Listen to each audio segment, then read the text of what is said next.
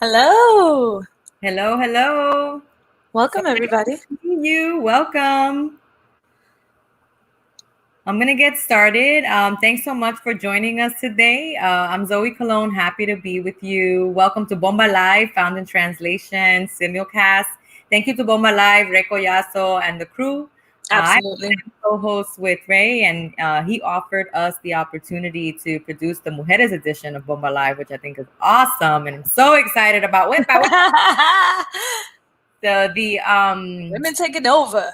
Right. And so if you didn't know, I'm Boricua, and we are Boricua from New York, right? New Yorkers, yes. And very involved in Latino advocacy and passionate about these issues. The Mujeres edition is an effort to lift voices like ours, right? Boricua female voices, and discuss our experiences in the diaspora. There's just so much to talk about. There's politics, family, being bicultural, Latinidad overall, the various, segments of our community and our experiences and how that impacts our ability to either come together on issues or not. And I'm just honored to share this space with fellow Boricuas, fellow New Yorkers, my mentors, las doctoras, Judy Perez, who couldn't be with us today, unfortunately, and Dinorah Davis, I was going to call you, Dinorah Nieves, Dr. D.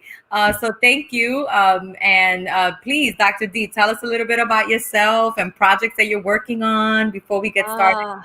I am so grateful to be on today and to have a good connection. I'm finally in Atlanta. We are starting to film for the next season of Yala Fix My Life on OWN, and it's really exciting. It's going to be awesome. And, on top of that, I'm also... Explain what OWN is, okay? Because not everybody knows the acronym, not everybody... Okay. Yeah, so OWN is the Oprah Winfrey Network. Hello. Hello. Yes. So smart. Yep. And so we'll be on there on Saturday night, so check your local listings. And this week I also started teaching at City College. I'm super excited. I love my students already. I'm teaching a course on racialization, which I'm excited to be teaching. So it's going to be a good few months. I'm excited. I'm exhausted, but I'm excited. City College? So CUNY City College is this New York? Yeah. Where we met.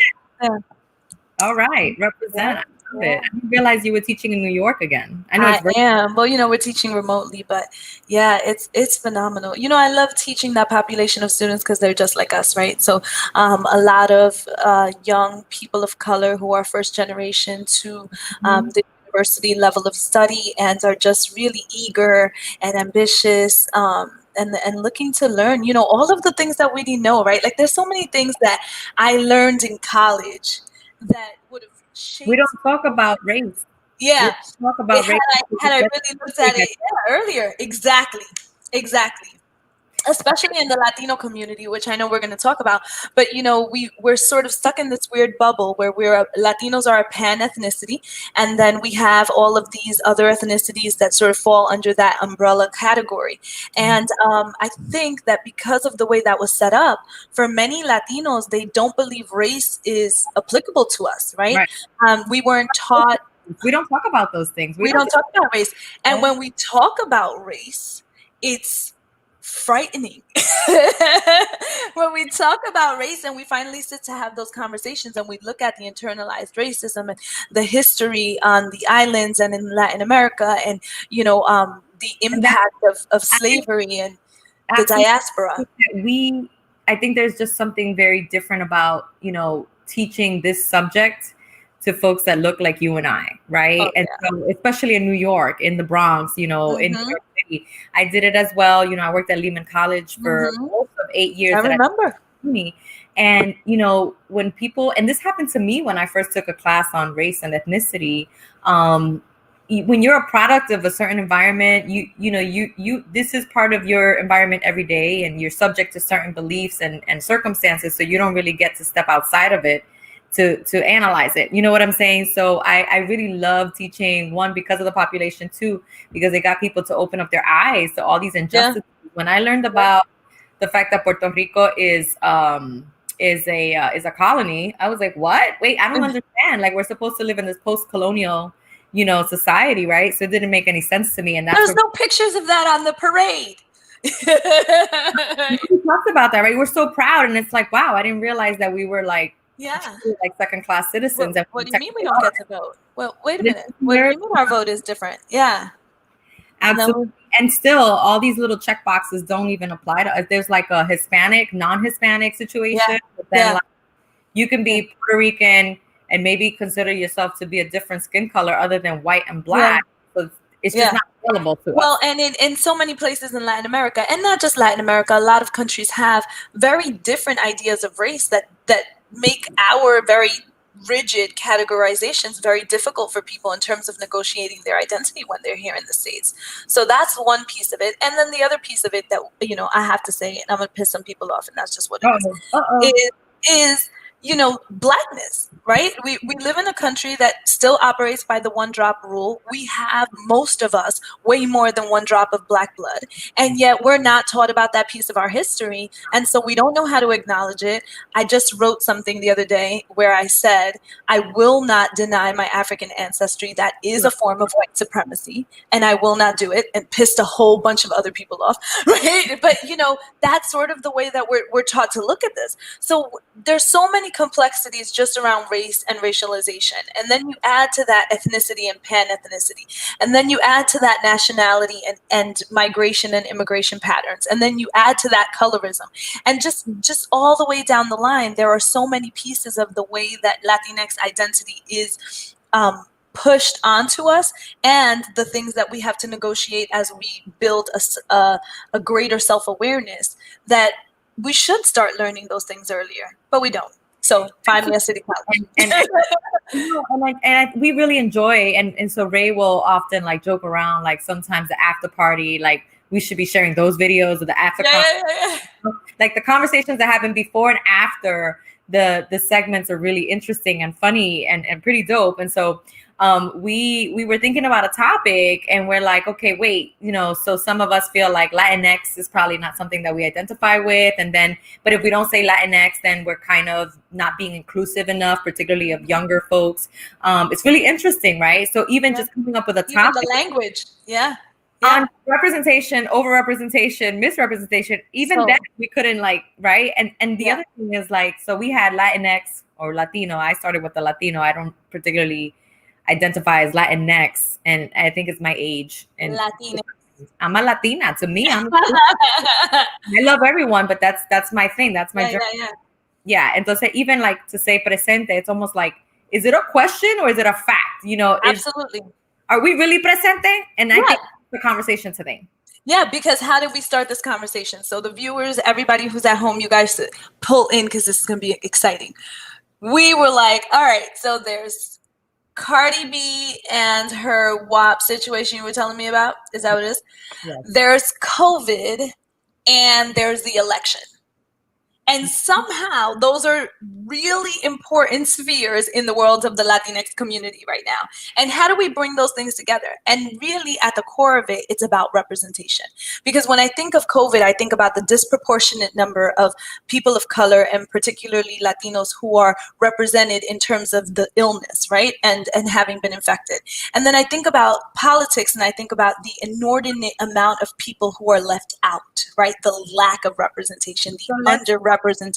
Let's start there, right? So, I think historically we've been left out of important conversations, particularly in politics, and of course leadership. And I'll let you kind of dissect that issue and really take a deeper dive. But right now with the Republican and Democratic conventions, we're seeing a ton of diversity for the first time, and so I guess the question is, yes, we've been underrepresented, but now it looks like we're almost overrepresented. And is it genuine? You know what I'm saying? That's it. The question is why. Right. Why now? Why? Why you think it is? With this face. Why now? Why? Right. So you have all this anti-immigrant sentiment, right? I mean, outright racist, rhetoric around racist and divisive rhetoric from the beginning of the term, the administrative, the administration, and now all of a sudden you have a bunch of Latinos, Latinos and immigrants, and he had actually, we can talk about this later, but they actually had a clip of a naturalization ceremony for citizens. But anyway, so what do you think about this? Talk about, I think that we're being played. Here's the thing. Everybody who knows me knows that I'm politic averse, right? So I'm not going to come up here in front like I have it down, because I don't. I often will ask, who is this person on TV? And it's a person I've seen a million times, right? But I can't keep it together. And I'll tell you why. And I'm not ashamed to say this, not just because it's my experience and I'm being honest, but also because I know I represent a large segment of our population who is so disenfranchised and so disillusioned with the process that we've disengaged, for better or worse. I don't feel good about that. And I do my best to learn more and to read more and to ask more questions so that I can be informed, because I know that even though I don't have the voice I would like, I do have a voice that counts, right? And so I want to make sure that it counts when I use it. But ultimately, there is such a vacuum in terms of representation, and we all know it. And so it becomes very suspicious when all of a sudden we see people who look like us being used as props, right? And that doesn't mean that they don't have more to offer than props. I'm not suggesting that they are props. I'm suggesting that they are being utilized in that fashion to coerce us into believing that if somebody who is beside you looks like me, then there's a possibility that my interests might matter to you.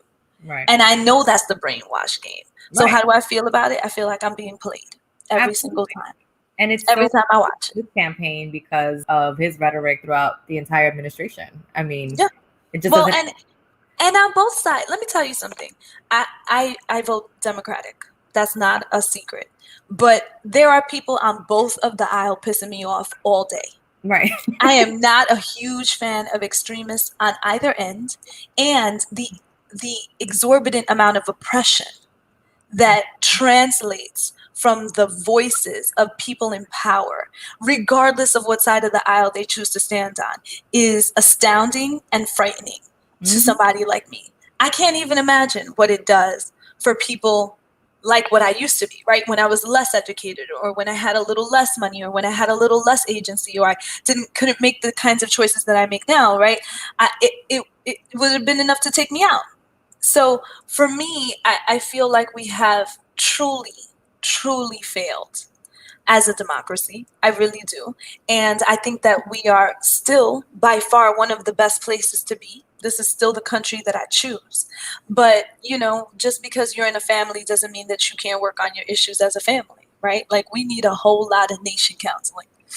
just a whole lot of nation counseling. All going to sit around the table together. Why you ask me how I feel about these things? I should talk about these things. Look, and it's not just politics, right? So we've been, historically underrepresented, not just in politics, but in leadership positions, even in, if you think of nonprofit organizations, like, I consider myself to have pursued a career where I could help people. And, and I did that, I think, because I came from a low income community and I wanted to give back. And even in, the largest nonprofits, management does not look like you and I, whether they serve people that look like you and I. So it's not just politics. And so thinking about, underrepresentation, all the way around. All the way around, right? And, even the media, right? And we start to talk about that as well.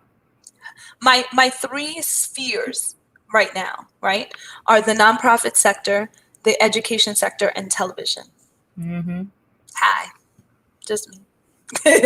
I'll be the only Latina in every room. Right? Yeah. That's real. And we're talking about we're not just talking about some sectors in society. We're talking about massively influential sectors of society.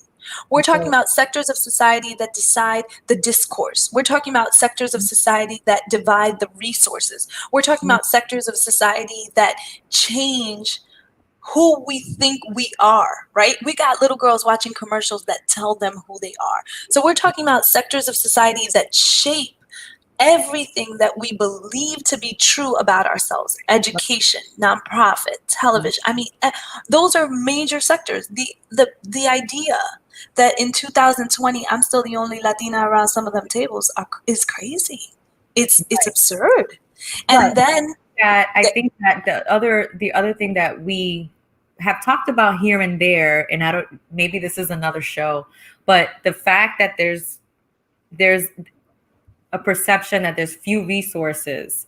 And so if you have a table where there are maybe African American or Black faces, Black folks, and the one Latina, that's okay, that's acceptable because you still have a minority at that table. right. And as we continue to grow, right? And I struggle with this because the idea, unfortunately, they pin us against each other, right? So Right. it's divisive. So it's like, oh, Yes. if we bring in more Latinos, there has to be less African Americans. Well, that's Right. crazy. That's Right. not what I'm suggesting. What I'm saying Right. is that Latinos are now the fastest growing population. And Yeah. for example, in a place like Orlando, it's ridiculous to me that we don't get the kind of funding, Well, that we're not represented at those tables the way that we should be. and it's not a good look for anybody on any end because there are different types of Black. So the idea that the category of Black is a homogenous category is absurd, and that you would represent it by filling one seat with one ethnicity that qualifies under that race, right, is ridiculous. So like, yeah, I talk about this all the time. I want to be sitting next to an African American woman, and on the other side I want a Jamaican girl, and on the other side I want a Haitian girl, and yes, bring me a Dominican girl and a Cuban girl. And I know I only mentioned islands, but there are South and Southern America, and Central Americans that I would like to get the table too. There is a place for all of us. Because one box, there might be two boxes, and that's the problem. Yeah, and I say this all the time because when we all win, we all win. Mm-hmm. We all win. Part of the issue is that they want, and they in quotes, right? Because there's no particular person. This is just the way we're structured as a society. We're structured to believe that the experience of people of color has one very rigid presentation, right? Which is how we started talking about Right. right? Which is how we started talking about misrepresentation, because misrepresentation is about the lack of representation. It's about this idea that because there's such a scarcity of representation, we end up with one or two people out there who are charged with being the ambassadors of the whole freaking pan ethnicity. And it's not their fault. They should be able to do whatever they want to do. But when I look over there and I see a Latina that's not representing me the way that I feel I want to be represented, it's not her fault. Right. The fact that she's the only one up there is the problem. Right. Right. And it creates a lot of controversy in our communities because we want to support these artists. We want to support someone like a Cardi B who's honest, who's real, as real as it gets, right? Like no censorship. She is who she is. She's from the Bronx. She was a stripper. She represents for a lot of young people a lot of freedom. And we can talk about this later when we talk about misrepresentation. But some may argue that that is not a misrepresentation, right? Right. So different. We're not a monolith. And that's what happens. So exactly the conversation that you and I would have about WAP and Cardi B or Eva Longoria, or, whether they represent us or not, it's the same conversation that happens in politics, right? So we have a huge divide in Central Florida, between folks, like, for example, newly arrived Venezuelans who see Trump and Marco Rubio and Republicans as being, more aggressive in their policies, or at least what they say that they would implement, right? Because they haven't really done anything, right? But in their rhetoric and in what they, what their platforms have been is that they want to help Venezuelans, and, okay, fine. And so then you have Puerto Ricans that are kind of somewhere in the middle, right? We're up for grabs. That vote is up for grabs, right? Depending on our experience, exactly. Right. A lot of folks are coming and they're disillusioned with like corrupt systems in Puerto Rico, lack of adequate response from the government, the federal government after Hurricane Maria. So we have so many different paper towels. That it's the paper towel situation. That was crazy. Right. So we're so different and we have such different experiences that it's really hard for us to come together on some issues. And so it's not any different. Right. Well, I say this all the time. Listen, I am very proud to be a Latina, but that whole category is made up. You put a whole bunch of people that were colonized by the same freaking country together in one category. Nobody's talking about let's unite the Welsh and the Jamaicans because they all at some point served England, right? Like they put all of these very different, very diverse experiences under one category. And again, the same thing that they do with the Black category is as soon as we see that there's diversity, we need to somehow represent it with some very rigid model of what that one category needs, wants, and and desires, and then we move on. And that's not the way it is. We are a huge, huge population of people with very diverse experiences and ideas. Absolutely. Very diverse experiences and ideas. So even talking about representation, right? Like who's getting represented where, and that's the other thing, right? So like a newly arrived population that doesn't have the numbers is not going to see itself anywhere. And so it kind of forces, various groups to come together and it helps in terms of like, there are some pioneers and people that really set the pathway for others, right? So like we feel like as Puerto Ricans sometimes, depending on what city we're talking about, that we, have paved the way for other immigrants to, well, that's for debate. For immigrants, we are considered migrants. And that's debatable. We are a colony. And that's debatable. And actually our host and founder of Bomba Live and Found in Translation, Ray Collazo, is going to actually join us to talk about misrepresentation. And he'll be introducing some video clips, which are pretty hilarious, but also food for thought. You know what I'm saying? Like what you think makes sense and represents you doesn't necessarily represent me. Because there has to be layers of representation. And I think that's what people have to be really conscious of. And particularly, we just had someone comment who works in the media and talks about this all the time in terms of the representation of Latinos. What we have to be conscious of is that there are layers of representation. There's a physical presence that needs to be represented. That's the truth. We want to see our phenotypes. We want to see our hair types. We want to see our body types. We want to see that level of representation because aesthetics matter. Right? Visuals matter. That's why television is so freaking popular because visuals matter. Right? So it just reminded me. So right here in Orlando, the community members are fighting to change the name of a school named after a Confederate soldier. Right? Stonewall Jackson. It's a middle school in a very Puerto Rican neighborhood.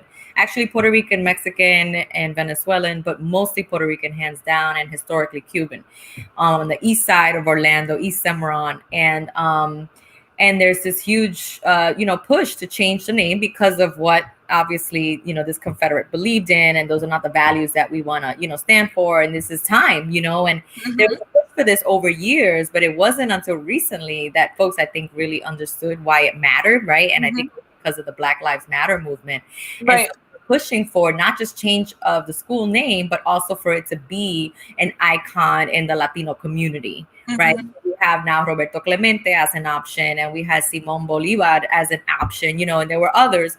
But it really speaks to when a child is going to a school that's named after a Confederate soldier, okay, it's not giving them obviously a historical lesson. It's not representing them. It doesn't represent. It should not exist to begin with, but it's certainly not representative of that child's experience and doesn't empower them to believe that they can achieve what they are able to achieve, right? And so I feel like it's not a symbol of hope for them. It's not a symbol of hope, and it's not a symbol of a safe place. This is the South. But we've actually, as folks that are pushing for this, we've actually had to really explain that to folks, even to adults and educated people like you and I, and people that are Latino, that are Puerto Rican, because I don't think they understand it. And it's because of this history of oppression, right, of who we are. And so to be proud of who we are and have a name of Roberto Clemente somehow put somebody else down. So the response is always... It's always a competition for resources. There's other minorities. There's other people in the community. I get that, right? But it's predominantly Puerto Rican, or it's predominantly Latino, right? And so... Listen, name the school whatever you want. Change the curriculum. They need to see themselves. They need to see their history, right? And feel proud of their school, that it's not named after a Confederate soldier. I mean, it's just crazy to me. Yeah, I agree with you, and I would change the name. But here's the larger issue for me is the curriculum, right? We're going to change the name of that school, and we're still going to teach the same curriculum. Well, yeah. that pushed that Confederate soldier to power.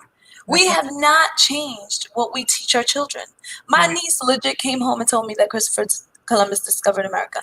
And by the way, since I do homework with her when I'm in New York, when I wrote You just notes all in the margin for the teacher, like, please read The Miseducation of the Negro, right? She went terrified to school and erased it all. Love her. This is not a criticism of her. Erased it all because she was petrified of challenging the authority of the teacher, right? Which, by the way, speaks to the point I'm making right now, that we are not free to learn our own history. We are still enslaved to a certain degree. I'm not comparing it to the slavery of old, right? But we are still enslaved to a certain degree by the discourse that we continue to reiterate and to replicate.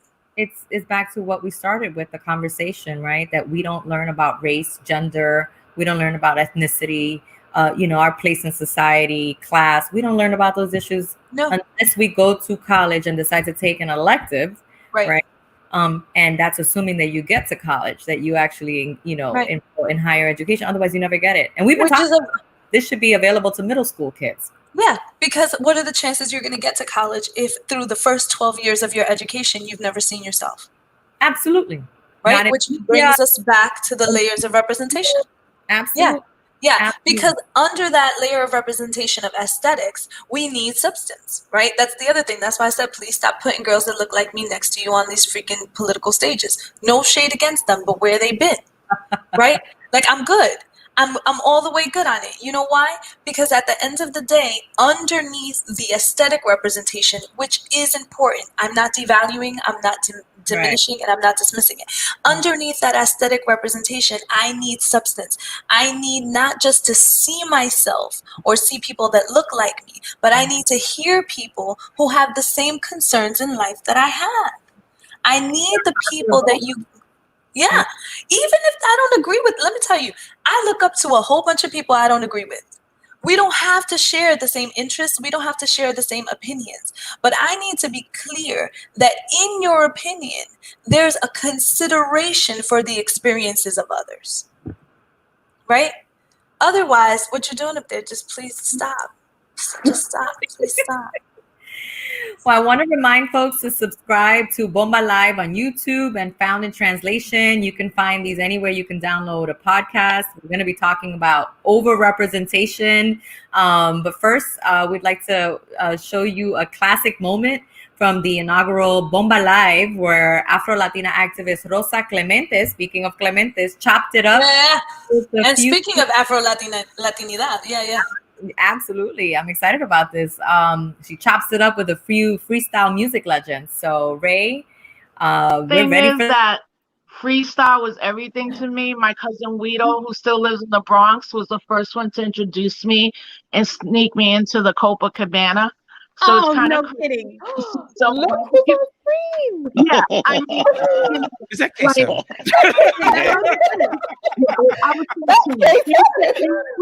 So Rosa, it was the 80s. Tell us about the Copa in the 80s. No, actually, all I remember was dancing and always getting in trouble for breaking curfew. It's just what it is. I can't explain what I'm going through. Wish I could find the right words to say. Losing control and it's over you. Nobody else can make me feel this way.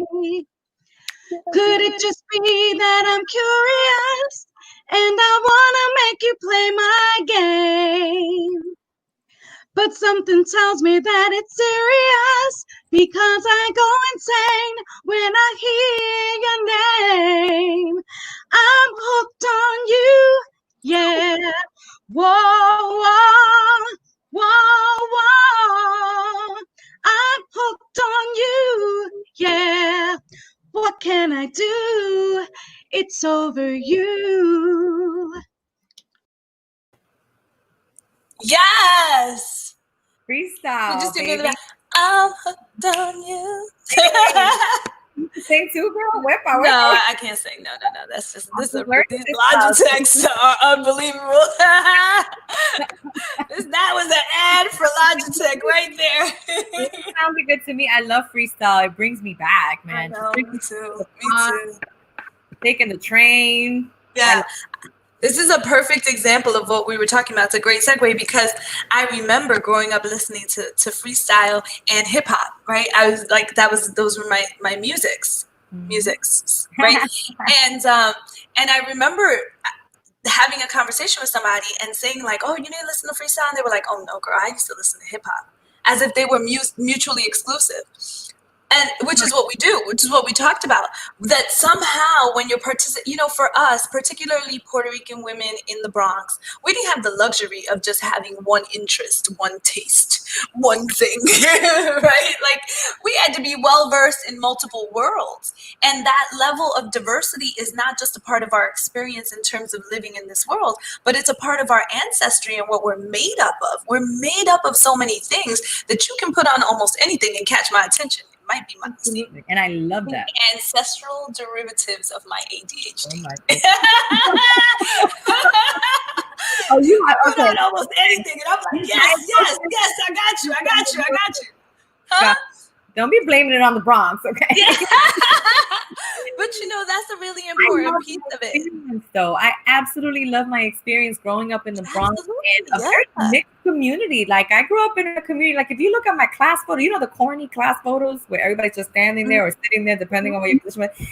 It was very much Latino and Black, like straight up. And I love African American. I'm sorry. Latino and African American. It was very much Black. Black, okay. It's another conversation, right? Like I don't get to decide what people identify as or what's appropriate for the time, but I feel pretty comfortable that people that are African American have embraced Blackness and say Black. The same way in Puerto Rico, we have this issue with calling people negra. It's really interesting. And actually, we were on a show with some of the folks from Collective Ile. I'm saying Colectivo Ile. And this in Puerto Rico, they're starting to embrace that word, negra. The appropriation of oppressive terminology. Instead of saying, I'm negrita, right? Because negrita like minimizes the Blackness, right? To be a little more acceptable, right? So it can be out of love. And that's a very different way of identifying, right? Yeah. So it's interesting. So I say, but let's talk about that. Why you said African American though? Well, the only reason that I said it that way is because my experience has been that people will say things like Black and Latino, as if you would be one or the other, right? Or they will be, my classmates were Black and Puerto Rican. No, your classmates were Black. Some of them were Puerto Rican. Oh, you know what I'm saying? Like Ricans, and some of them were lighter skinned Puerto Ricans because they don't have a box. I would, if I was a little darker, I think I'd be more like comfortable saying I'm Black, but I feel like I'm more brown or more. I feel like you and I have the same complexion, and I'm Black. My DNA came back all the way 33% African. Check the stupid DNA. People that have done it, they find that they have traces in all these places of the world, and I'm like, yeah, but that's not how I identify. So I really don't care to know what my DNA is. I mean, listen, I think it's a very, very, very personal choice how you're going to identify in the world. And I think it's important for people to have the choice because largely racial and ethnic classifications in this country have been about how you're perceived and not how you self-identify, right? How you self-identify has not really mattered forever. Right? So I do believe that people do have the choice and the right to say, this is how I would like to identify. But I think as a Latino community, we have to also be conscious of how we're perceived, right? And I think that sometimes, I don't feel this way about you, but I want to be clear that I do feel this way about a lot of people. Sometimes we draw that distinction because we are very clear that in the United States, the Black experience has been associated with inferiority. And so us not joining that is a way of fitting, putting ourselves into a different, a superior category, which just perpetuates the bullcrap. My decision not to identify as a Black woman is actually out of respect to Black women who are darker and have different texture hair And I could be wrong, but that's how I feel. I don't think it's a wrong. I think this is the conversation. And they are subject to being discriminated against more so than I would be, right? Depending on the place and the space and the context. And that's the consciousness. Like, I am very clear that I benefit from a privilege because of my complexion. Right. I am very clear. And even though it works against me in some settings, it works for me in others. I am super clear about that. Exactly. That consciousness around my privilege doesn't change my identification. It just makes me very aware that when I identify how I am categorized, I also need to understand that in that category are people with diverse experiences who maybe don't benefit from the same privileges that I do, you know? But I think it is a conversation, and, you know, we can't be bullied into how we identify. People have to come to that. I'm very like, you know, comfortable in my own skin, and I'm comfortable having these conversations because it's really no right or wrong. It is a very personal choice, right? So like you and I are having a conversation, we're basically disagreeing on something, but that's the idea that we need to process these things because there's no right or wrong around it, right? Like you have always said, I'm Black, you know, and I have always thought about that. And so that's very interesting that she feels comfortable saying that, because to me, you know, I've been very conscious of that, you know, to make sure that I don't offend anyone by claiming Blackness that other people don't think I have. Entiende? Right. It's very interesting. And actually we had something at UCF on Blackness in the Latino community, and the speaker asked people, you know, to raise their hand if they're Black, and I did not raise my hand, and we had this whole conversation about it. She's like, why? And I was like, it's not that I reject Blackness, it's that I want to make sure that I don't offend anyone by claiming Blackness. That we can leave that there. You know what I'm saying, right? I'm more used to offending people. I don't have the same sensitivities. Right. No, listen, I understand, particularly in the United States, the continental United States, the Black experience, and I said the and not the because I'm using the quotes right around the Black experience in the United States has been categorized largely by the African American experience in the United States, right? When people think about Blackness, they think about the African American experience, and that's okay. It is a story that needs to be told. It is a story that for a very long time was either not told or mistold, and it continues to be mistold. And so that should continue. There should continue to be a space where it is elevated and honored, right? So I'm not suggesting that including other people be done to replace that. Right. I just think that this is how we get ourselves in trouble, because when we end up categorizing a very diverse racial group on the basis of one particular ethnicity that had an experience, then we don't actually end up bringing back in any of the other experiences. And that's how people end up checking boxes and thinking they did a good job, right? On both sides of the aisle. And I so Antonio Torres had a comment earlier on, and I probably missed some other ones, but he said his friend asked him if freestyle was R&B for Spanish people, which I think is hilarious. So kind of.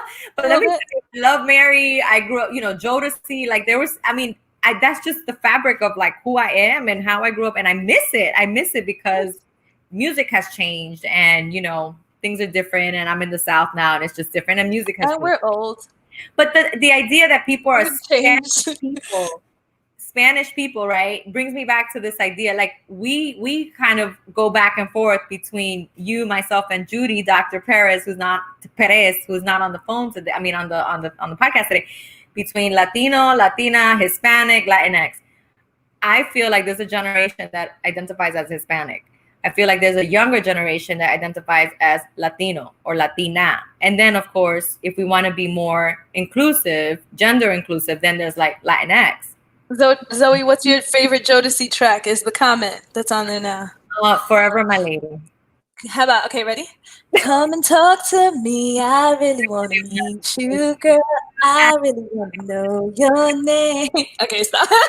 It's like a kind of thing. Like, I feel like you have a thing that you haven't told me about. Like, you like to No, listen, I hear everything that you're saying about the identification labels, and it is, we get caught in semantics often, and largely because we are trying to describe something that's in many ways indescribable, and so we're never going to land, right?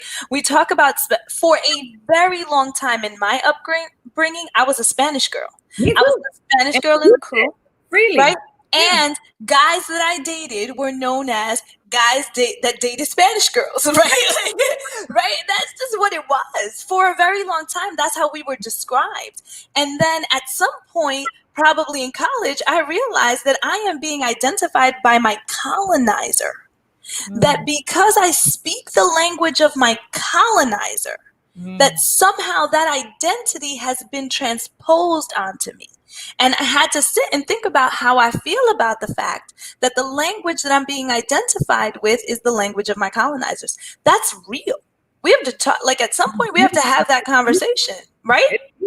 And I only have water in here, and people swear that I have like other things in here. I swear it's water. It's not, there's not enough alcohol content to talk about that deepness, right? It's the language of the colonizer, and how we've like internalized it and accepted it. And people argue about this all the time. And so I don't get offended if someone says, oh, you're Spanish. Like if there's a teachable moment, like we can talk about it. Be like, actually, you know, I prefer Latina. But honestly, it doesn't bother me because I don't care. Because at the end of the day, I'm going to be perceived as whatever that person want to perceive me as. So it doesn't matter if I correct people. And I think that that's one difference between, I guess, my generation, maybe it's because I'm from the Bronx. I don't know what it is. And like some of the younger folks that I know that sometimes get really caught up in these titles and these categories. I think it's personal for different people. Like I'm from the Bronx too, raised mostly in Yonkers and then back to the Bronx, and you know my story. But the reality of the situation is I'm like you. I don't get easily offended. I'm not sensitive about it. You call me anything and it is what it is. But here's what I will say. You and I have very strong personalities. And there's a very good chance that if you're in a conversation with us, you can call us anything and it's not going to offend us because you'll know our heart, right? We're in a conversation where we feel the power of our interaction will speak for us beyond the label that might be placed on us. And if I have the opportunity to be in an interaction with another person where I believe the power of our interaction will speak for me beyond the label you put on me, I'm less sensitive to that.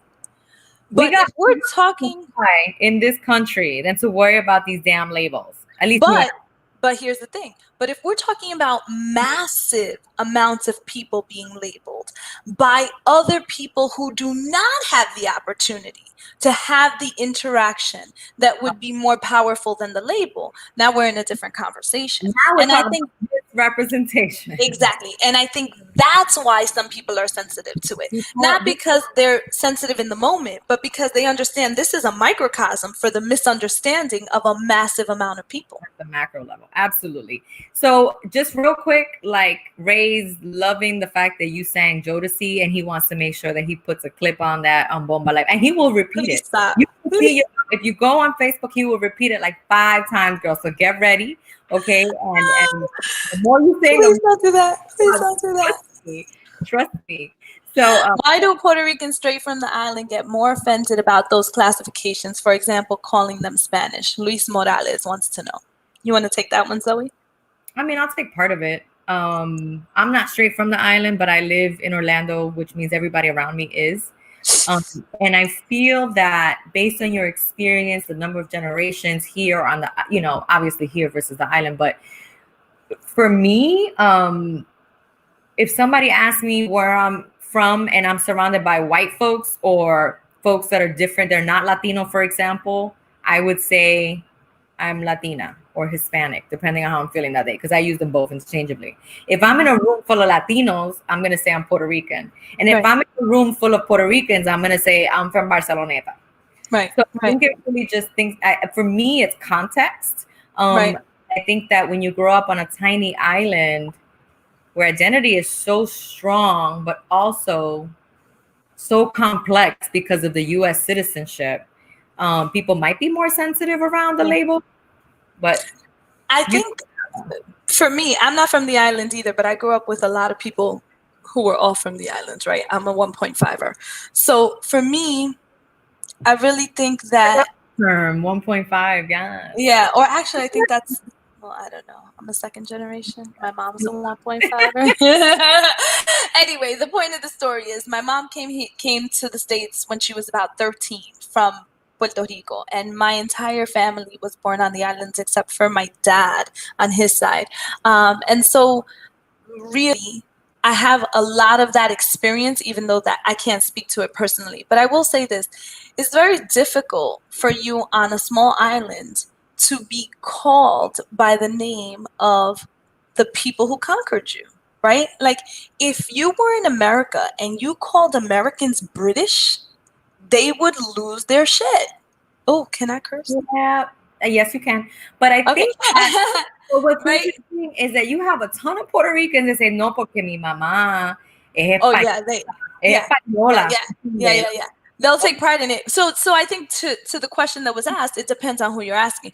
If people are sensitive to being called Spanish, I think in large part it is due to the conquest, right? And the devastating ramifications that it had for the people on the island.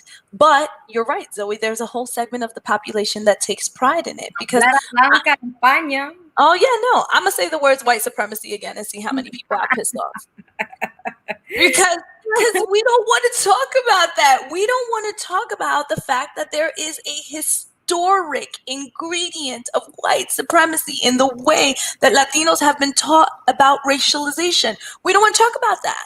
I don't care if you identify as black or white or whatever. If you look at our cultural perspective, there is in readings, in folk tales, in novelas, God bless the novelas, they make the argument for me, right? There is a prejudice toward Eurotypical features, complexion, hair, right? All of the things that we would aesthetically use to define a Spaniard. Right.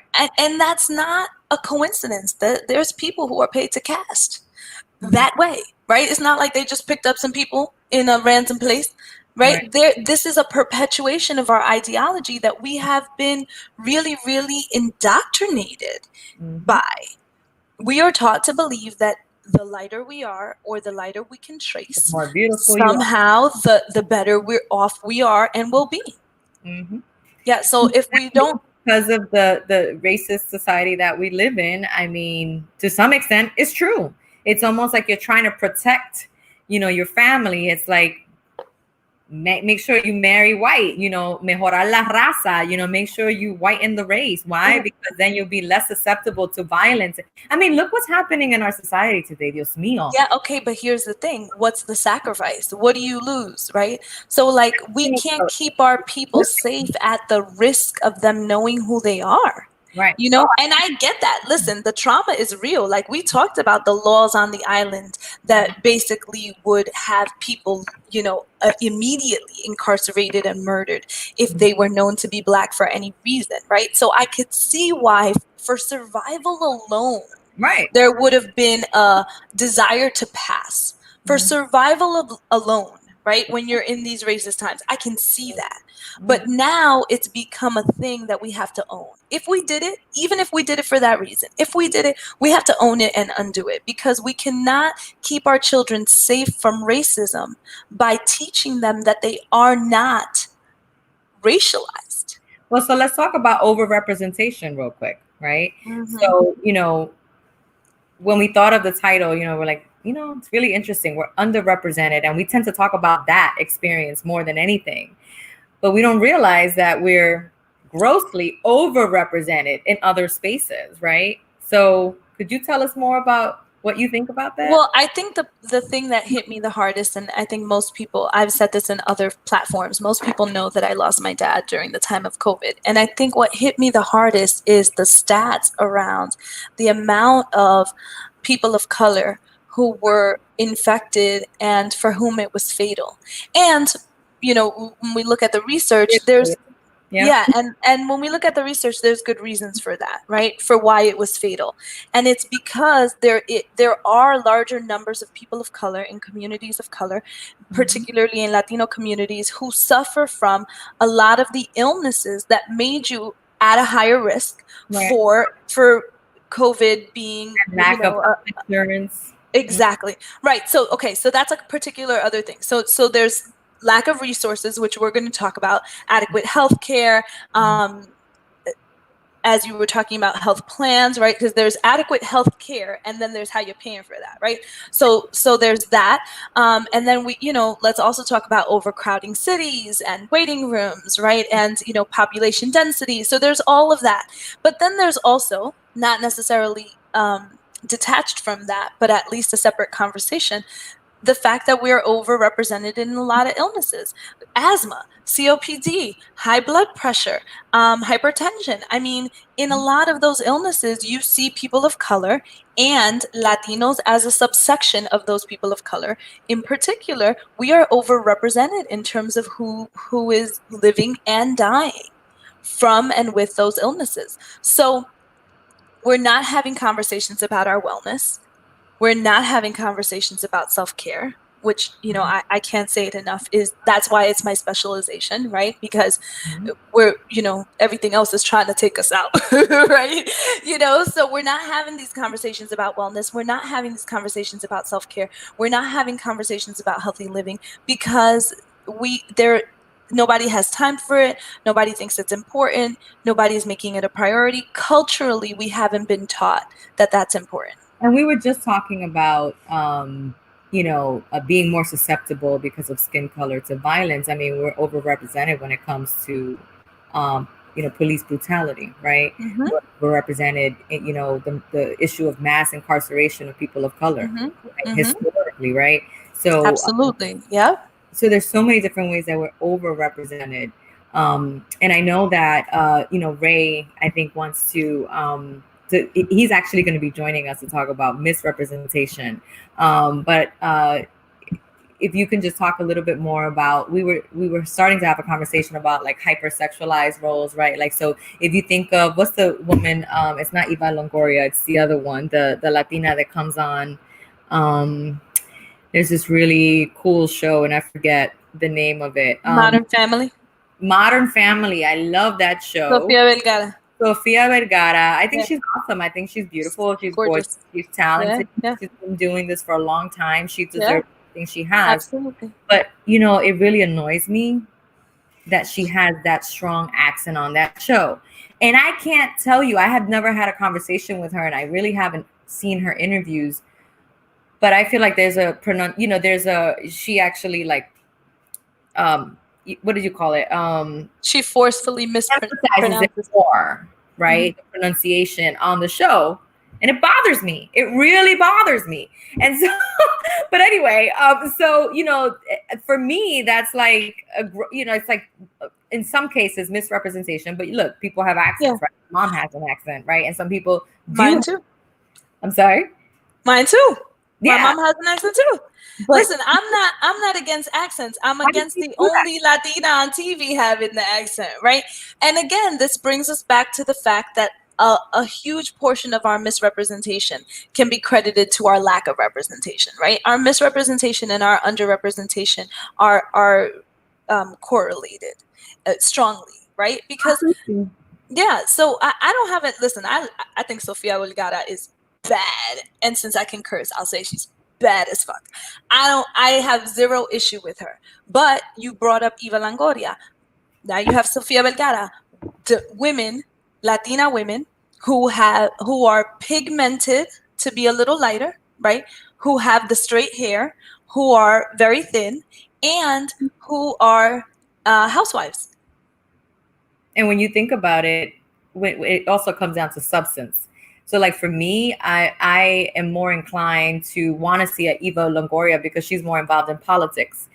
She's more involved in, advocating for immigrants, for the last 5-10 years. So yes, she played the role of a housewife and that's what got her where she is. And now she's an influencer. But I don't see myself or my experience in Sofia Vergara's like roles, but also like, in her personal life, she doesn't seem to do as much as to mirror that. Right. Yes. Well, I mean, but here's the thing. I don't see listen, I don't like to cook and I don't like to clean. Everybody knows that about me. So I don't see myself in none of those experiences. But I respect that they have to take what roles are there. But that's a misrepresentation and that's an underrepresentation. I'm sure that first of all, those women are uber talented. They're uber talented and they've been doing this for a very long time. If I'm sure that there is a diversity of roles they wish they were presented that they're not. Right? Because it's the same thing that we see with African American women or darker skinned women. I'm going to say not even African American women, but we see this like dark skinned women have one role, right? Mm-hmm. Brown skin or middle skin or whatever we want to call them, women have another role, and then white women have another role, and we're incredibly rigid in the way that we represent. Now, because more white women are represented in media, there is a larger diversity of what that representation looks like. But even they are not coming close to the diversity of experiences. I remember the first time I saw Roseanne and I was shocked at the representation of a white woman in poverty on television. Shocked, blown away. Why was I shocked by that? That's crazy. Why was that? I was watching Que Pasa USA. I didn't feel no kind of way about their 80,000 jobs and the fact that they were clearly poor, right? But when I saw Roseanne, I was like, and I was young, but I knew there was a difference. Yeah, right? It didn't shock me. I think for me, it provided perspective, like white folks can be poor too, you know. So I wasn't shocked because I didn't have. But the fact that we didn't know, right? Like the fact that we would be like, oh, this provides perspective is crazy.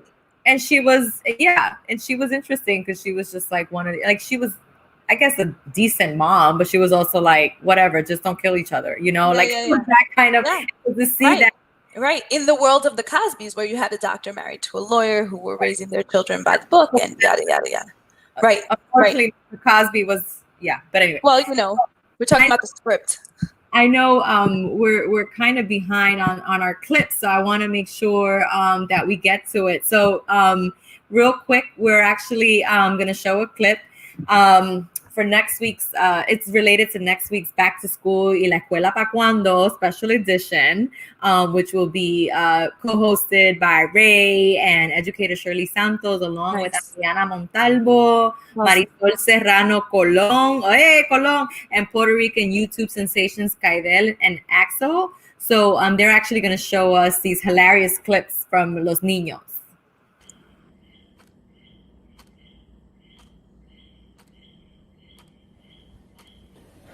Vamos a empezar de nuevo. ¿Cuánto es 2 más 2? No sé. ¿Cómo se llama esto? Eso es un 4. Así que 2 más 2 es igual a... Vamos a tratar de esta manera. Aquí hay 2 galletas. Y en el plato hay 2 galletas. Si muevo estas 2 galletas al plato, ¿cuántas galletas hay en el plato? Axel. Galletas. Axel, ¿cuántas galletas hay en el plato?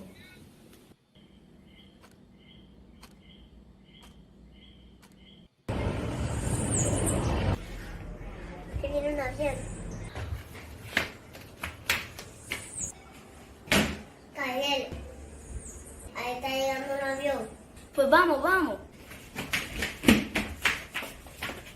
Hola, bienvenido a Puerto Rico. Welcome to Puerto Rico. ¡Todo Puerto Rico!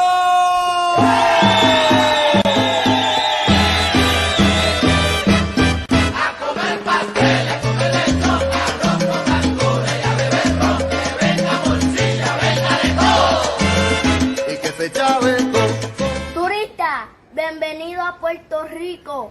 Tenemos las mejores playas, tenemos buena música y también tenemos buena comida. Y también tenemos coronavirus. Come on now. That one kind of hit the heart, that last little piece. Yeah. Are you feeling a certain way about Cariel y Axel? Come on. They're a special guest. You're going to be doing it past their bedtime next week. So. I love it. They were amazing. They're so cute. Oh my God. They're so adorable. Great. they're going to be a big part of the show next week. Yeah. Thank you. I love it. Squeezing That's me my in. kind of math. You go ahead and bring me cookies. See what we come up with.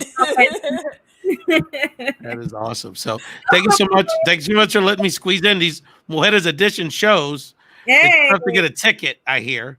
So, and I want to give you ladies a shout out. You're very relatable because, you know, we part of the reason we wanted to dedicate some episodes to people like you both and some of the other strong women that are part of the Bomba Life Found in Translation family was to give love to the ladies. And the guys are the ones giving all the comments. Antonio Torres, Luis Morales. I want to shout out D Marzin on Instagram. They gave you some shout outs on this important conversation. So I've been enjoying it in the background like everybody else. Yay. Thank you for the opportunity. We love having a male perspective, and we're grateful that you allowed us to crash your space. Well, your Man Cave podcast. There you go. So, not like there's any sports to talk about. So, but that's a whole other conversation.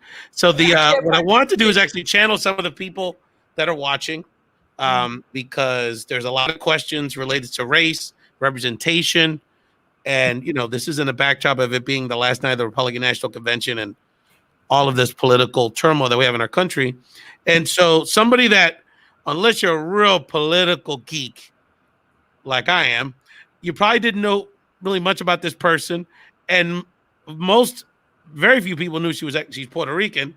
I'm talking about, of course, the internet sensation of the Republican National Convention, Kimberly Guilfoyle, who made a very provocative speech at the RNC and made a lot of noise and a lot of conversation just about her style, but also kind of how she represents the Puerto Rican Latino community. So we want to play a couple clips of her presentation and get our experts' thoughts about how this may misrepresent our community. So this is very something that's been the talk of the week, and we want to get y'all take on it. So let's get the clip on here, and we're going to hear the first clip, and then get Zoe and Dr. D's thoughts on Kimberly. When you are in trouble and need police, don't count on the Democrats. As a first-generation American, I know how dangerous their socialist agenda is. My mother, Mercedes, was a special education teacher from Aguadilla, Puerto Rico. My father, also an immigrant, came to this nation in pursuit of the American dream. Now, that got a lot of Puerto Ricans' attention, my friends, because last time I checked, Puerto Ricans aren't immigrants. So talk to us, ladies.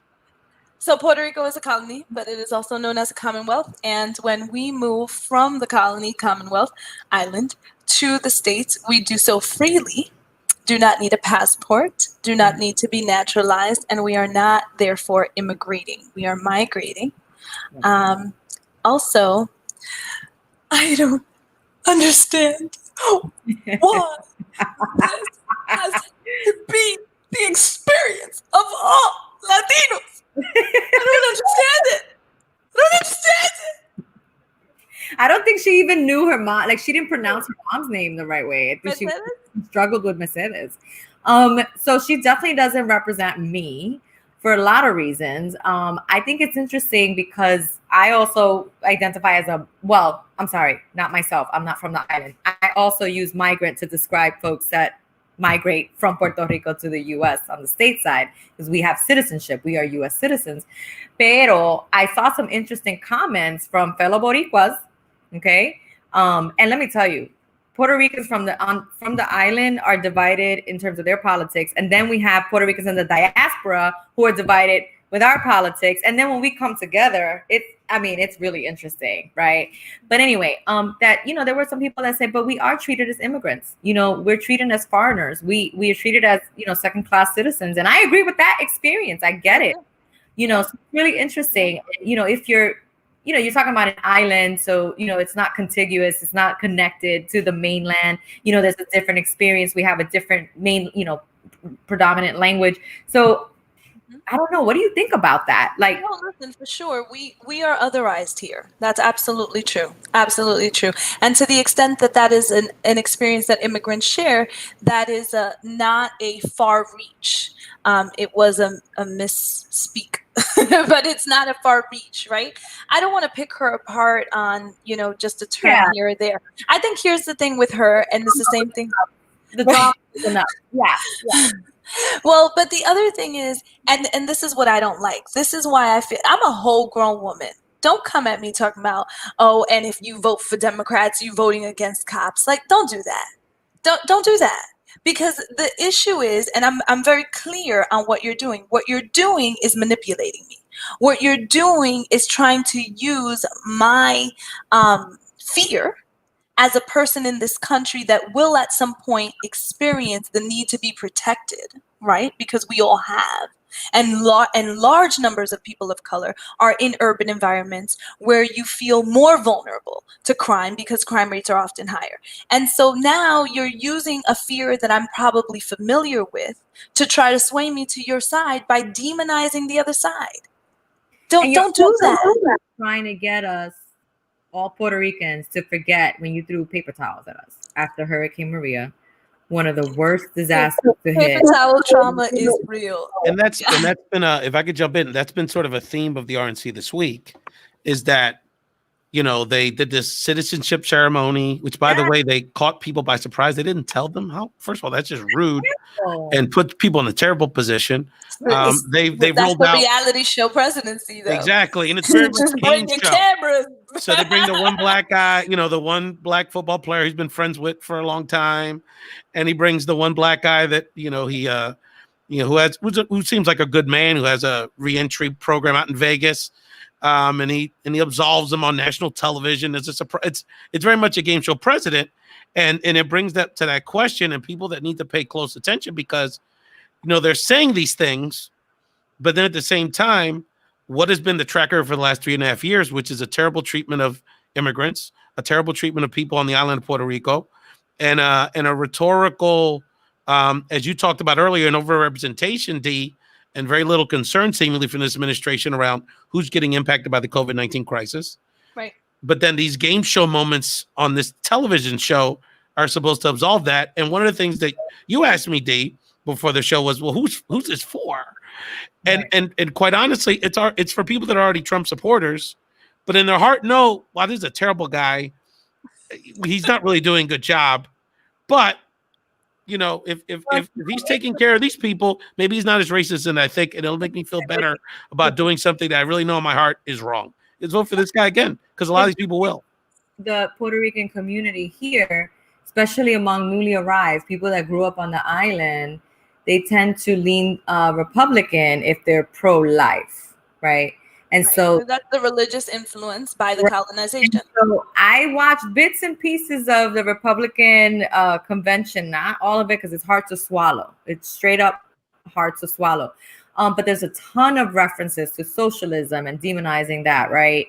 To communism. There's a ton of references to what we were just talking about, like pro-life and protecting children's lives. And, it's fear mongering, right? Yeah. And so, it's not genuine. Obviously, we know that our people of color are being brought on for the show, for the spectacle. It's crazy, but it's really dangerous because unfortunately, in the newly arrived Puerto Rican community, that really splits our community up. People tend to lean Democrat or Republican, not only based on the economy, but also the pro-life, pro-choice discussion because of religion.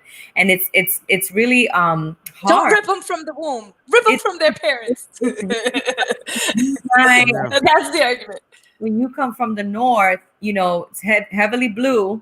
A lot of pro-choice, a lot of liberal folks, and then you come to a place here and you try to inform and educate the community, and religion is that stronghold. It's that strong. And I heard a ton of references to religion and God bless todo el mundo and God bless America over and over and over again. And it's this which is fine.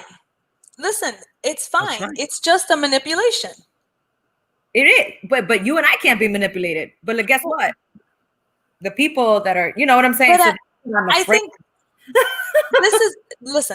I am not an expert by far, and I am not an ambassador of Latinidad. I do not represent the views of my very diverse people, right? That is not my role. But if we do anything on this podcast today, it is to help people identify when they're being manipulated. We should have called the show "You're Being Played," right? Because this is not about whether or not you agree with what they're saying. Listen, if we get into a fight and you offer me chocolate, I'm gonna take the chocolate. I don't have no problem with chocolate. That don't make the chocolate bad, but you are manipulating me by offering me the chocolate when we just had a conflict. You're dangling something in my face that you believe I will identify with to help me to forget that we are at odds. So I don't care if you like chocolate. That's fine. But realize that when you're being offered the chocolate, it is a manipulation. Now eat the chocolate if you want to, but remember you got played. I want to go back to Zoe's reference for a second around how going back to really what's going to be a big part of this conversation next few months, was just mobilizing the Puerto Rican Latino vote in Florida and around the country, right? So you're absolutely right, Zoe. So, and there's been a lot of conversations about this around New Yorkers go to Florida, try to tell these Florida Puerto Ricans how to organize and strategies, progressive people or Democrats, and not having these conversations. So in 2008, dated myself, I had a organizer in Central Florida, super progressive guy, he was more progressive than me. Okay. So one day I walk in and we're about to start the canvassing. Now this is to do vote, turn out the vote. Basically a Pentecostal revival was the beginning of the meeting, because most of the canvassers were evangelical, Pentecostal, and they liked starting the day by praying and doing this thing. And I said, Roberto, this is kind of a little borderline here. He goes, look, obviously, we you and I wouldn't do it this way, but this is their comfort zone. Most of these people just got here from Puerto Rico. Right. And, and this is a way for us to bring them. And there was really nothing wrong. It's actually very sweet. And I don't want anyone watching this thinking we're against religion or anything like that. I'm a religious person, all religious people. But because we either have a very dogmatic conversation, like we don't have the conversation. We got to understand where people are at and hopefully get them to understand that. And look, I'm not saying it's an easy issue, and I struggle with it sometimes because a lot of us, our spiritual opinion is different than our policy opinion, right? Like, so I want people to understand that, right? But at the end of the day, because we're not, and because we're not dealing with that nuance, then that's where we're falling short as Puerto Ricans, as Latino leaders, as Democrats, progressives. So it's and the reality is, look, if you're voting one issue, you really got to look at, okay, is one issue, why is this the one issue that I'm voting on? Or, it could be a slippery slope on any extreme. So I do want to how does that impact everyone? Exactly. And you have to look at totality, right? So you talk about, and again, it's a very sensitive issue. It's very divisive, but you talk about however you feel about pro-life, pro-choice, right? Look at all the other stuff. So as a society, forgetting before Trump, as a society, and people talk about socialism and Medicare for all and all that. Before Obamacare, whatever you think about Obamacare, the Affordable Care Act, before that, if you had cancer, you had leukemia, 9 times out of 10, you got bumped off your health insurance and you either died or you were bankrupt for the rest of your life. So, we have to understand with these, you have to judge people on the totality of their rhetoric and their policies. Yeah, they can put out, they've rolled out Cubans, Puerto Ricans, Mexicans on the Republican convention saying nice things, but there's still thousands of kids on the border that are locked up, children, and they'll never see their parents again. Well, so we got to be real about it. And don't misuse the issues that we're similar on to derail me from paying attention to the places where there are large deficits you're unwilling to confront, right? That's what I think I resent. That's the piece of it that makes me angry. And that's the piece of it that makes me feel like I'm being toyed with and that I'm not respected as a voter. That I am watching you as an educated adult woman. I'm watching you take something that you think I believe in and try to use it to help me forget the ways that I've been hurt. That's a really good point. And they've done that a lot throughout this convention. And again, look, it's one thing to be Republican. It's one thing. Trump is a whole other thing, right? So, they have a lot of the immigrants, and it's kind of, the Latina that married the white guy, and somehow she's, now she's, and it's like, well, we work hard. And it's like, who's saying in our community that we're organizing, Zoe, that we don't want people to work hard? No. And like nobody's This is what saying I'm that. saying. Yeah, they keep spinning. And don't use religion and don't use Christianity, because I'm having a hard time seeing Christ up there with you. Yeah, I just think that we're, again, speaking of privilege, right? We talked about privilege earlier around skin color, no sé qué, pigmentation, pero we're also now speaking from a position of privilege where you and I know how to, kind of, see the BS, right? We can see the bullshit, right? But the average person, that the first institution that they actually, some of them actually come with the church, like they actually follow the congregation here. Okay. Oh yeah, absolutely. I'm not just talking about the first point of contact. I'm talking about el pastor se va pa Orlando y la familia and all the families in that area of Puerto Rico. Barrio, sí. Oh yeah, absolutely. Right? No doubt. No doubt. Follow the pastor. One, it could be a combination of things. It could be life is really hard in Puerto Rico, so we were going to move anyway. But now that the pastor's going, olvídate, right? Yeah. And religion, and I'm going to say this because I'm not an expert, so I'm going to put that out there. But I really feel that religion is, in a lot of different ways in Puerto Rico, used to save the family. Because the more conservative you are, the more you can actually save your family from crime and violence that's happening. Absolutely. My understanding is that Puerto Rico, and by the way, there's a lot of beautiful things too. Has one of the highest per capita murder rates in the world per capita, right? So people really like hold on to their families, and you use religion, right?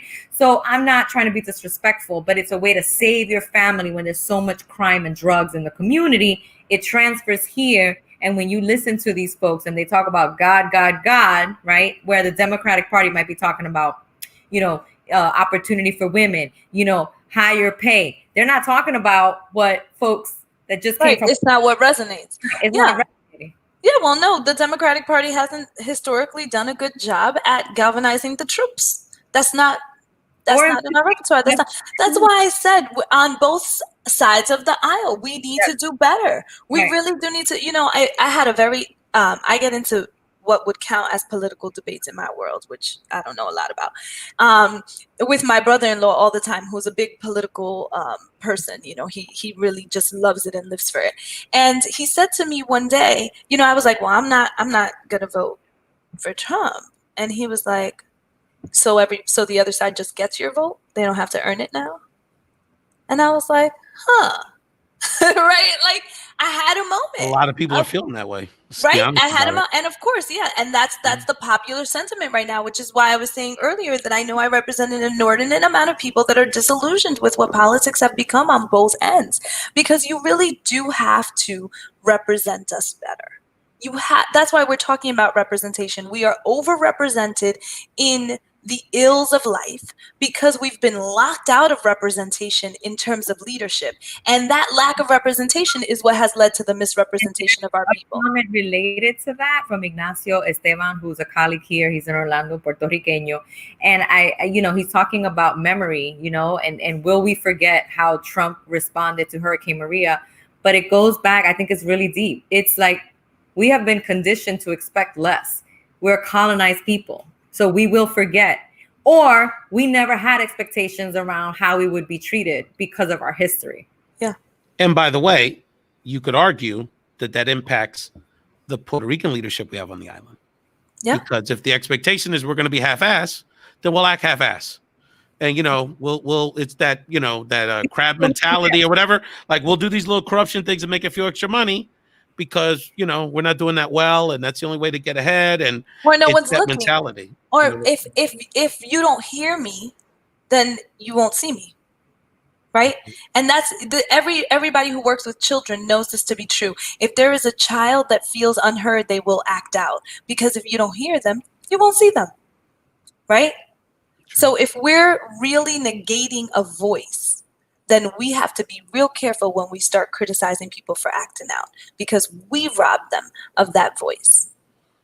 And I was very excited when the protests happened in Puerto Rico, like as a member of the diaspora, and again, some people may disagree because I'm not from the island and maybe I'm, passing judgment. But I was like, coño, finally, like, yes, we should be protesting and people should be tired of this shit. You're right. I was so happy, and there were times when I actually teared up because I was so happy. I was scared because I didn't want people to get hurt. But I still get chills just talking about it because for the first time, as someone who cares so deeply about issues that impact the Puerto Ricans, both here and on the island, I felt like it wasn't just a diaspora fighting anymore. Right. And that's not fair to say. That's not fair to say because we're not the only ones that fight, But it felt like the first time el pueblo se levantó. You know what I mean? Right. And we need that. We need that here. Well, it was the first time we saw it. The first time we saw it. You're absolutely right. And that's why I want to, be mindful of the expectations But of my that right there is a point. Bipartisan, which was powerful. And the youth and the intersectionality. There's no Ricky Renuncia movement without the LGBT movement, which had fomented on the island for many years. The women's movement against the femicide. Which was the Afro Puerto Rican movement. I mean, those movements had been fomenting through this economic crisis. So I just want to thank Zoe Colon and Dr. D. Doctor, any final thoughts? And then Zoe and I will preview what's going on here in the next few months on Bomba Live Found in Translation. This has been amazing. And I think that, it should be said that we are three people who are only representing our individual views. But for each one of us, there are millions of people out there who have lived similar experiences and as a result feel similar ways. And so we hope that this has empowered you all to use your voice. And the time is coming for you to really make that count. So if you disagree with me, if you agree with me, if you ride, if you don't, either way, make sure that people know what's in your heart and on your mind. Thank you so much, D. We're we look up, you've been so incredible. And I know we mentioned the O piece, but that's just one example of the acknowledgement that you should get for all the great work you do to help folks and share your vision. We really appreciate it. And I know you're zigzag. Every time you're on the show, you're in a different time zone, different city. I know. I'm in Atlanta today. Different condo, luxury event, accommodations, but plush, A+ all the way. Yeah. Zoe, next few months, we're going to be talking obviously a lot politics. Let people know what you're looking forward to in the next few months with these discussions on the show. Well, wanted to thank you again, Judy, Dr. Perez. We Perez Caro. We miss you. We miss you so much. Thanks, we are looking forward to the next show. It'll be, in the middle of Hispanic Heritage Month or Latinx Heritage Month, whatever you vibe with, right? And I think that when it comes to representation, there's so much more to unpack. We can speak for days about these issues. But there's a lot happening right now in that is making history, right? There's a lot more exposure to issues that affect, people of color. We're moving the needle in some ways, and it hasn't been easy, and it's going to continue to be hard. But we're here for it. Like we want to talk about these issues, whether we agree or not. I think it's important to really dissect these issues. And these are our experiences. This is not us asking for people to agree with anything, but even just talking about our experiences is lacking. We need that more. We need folks from the diaspora to come together and talk about these various perspectives. We're not a monolith. We're not one voting block. We have so many different issues. We have so many different needs, strengths, experiences, and processing these and having these conversations, I think, are really important. And so I'm really glad to be part of the show. Thank you again, Ray, for the opportunity. And we look forward to seeing you again. Thursday, September 24th, we'll be back with you. Hopefully, Dr. Perez will be back with us. Hopefully, Dr. D will be able to make it, because I know she has some stuff going on. But thank you again for your time. And I think we have a clip, or I'm not sure if we're gonna have. Yeah, I'll tee it up. But thank you again, Zoe and Dr. D. But the other quick things I wanted to mention was that I'll be on back with Shirley Santos, one of our regular contributors, who's also a school teacher and a teachers union rep. Yes. So very politically active. She's got a whole slate, including those beautiful little chulitos, those adorable children that were on the show earlier. Cariel y Axel, they'll be on the show next week. So it's our back to school special. We all have anxiety. I'm still not sure if I'm sending my kids back a couple days a week, to be honest with you. I mean, there's just a lot of anxiety about this getting back into the school season for obvious reasons. But we're going to have weekly shows. We are putting out the call for talk about the island, every Puerto Rican gubernatorial candidate of all the parties we invite to come on here and talk to the diaspora about what you're going to do for Ireland. So we want to hear from everybody. And to that point, Zoe, a Puerto Rican conservative, reached out to me this afternoon and said, I enjoy the show, but I think we would want to, can I come on the show and talk about our perspective on some of this? And I said, you know what? Absolutely. We're not here to hide anything. Obviously, we have a slant and sort of a worldview, but we're willing to hear all conversations. Sort of a slant. Well, sort of. But the point is that, but hey, this isn't, PBS either. But at the same time, we're open to that and we're welcoming to that because we're all part of the family. This is a successful business person and a good man. South that you got to work with both sides because you can't get much done if you alienate one or the other. That's it. Not in a blue state. You're not in a blue state. That's and right, nobody is in a position to be arrogant enough to believe that they have everything covered. Absolutely. So for new people to the show, I know Zoe and Dr. D brought a lot of new folks. Subscribe to the show at Bomba Live PR on our social media platforms. Subscribe to the podcast, the YouTube channel. And we're going to go out with a recent performance of our great friend Frankie Negron, who was on the show. And I think it's appropriate because he sung Patria for us a cappella in a recent episode. So we'll go out with our dear friend Frankie. Thank you so much, ladies, and enjoy your weekend. Hey, I got the blessing from Rubén Blades to do a song with him as a collab, which is amazing because the man is a freaking musical genius and a big influence. So I figured I'd sing a piece of this because I think it's pretty appropriate for the times that we're in. It was appropriate before. I think it's a little even more appropriate now. So I'll sing a little piece and it goes like this. It says, hace algún tiempo le preguntaba a un chiquillo por el significado de la palabra patria.